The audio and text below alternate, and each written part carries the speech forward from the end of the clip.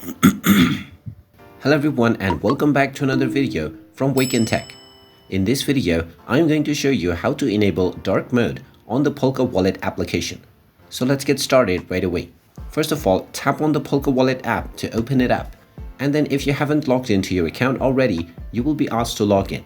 So go ahead and use your credentials to log into your account. And then once you are logged in, you will be shown all of your currency or assets that you own. Now from this page, in order to enable dark mode, tap on the setting option at the bottom right corner and then you will be taken into the settings page. From this page, go ahead and tap on preferences and now you will find the dark theme option. Go ahead and turn on the button and now you will see that the application has immediately been turned into dark theme and your application will now be used in dark mode. You can come back to this settings menu anytime and then turn this toggle off if you want to turn off dark theme. And there you have it. That is how easy it is to enable dark mode on the Polka Wallet application.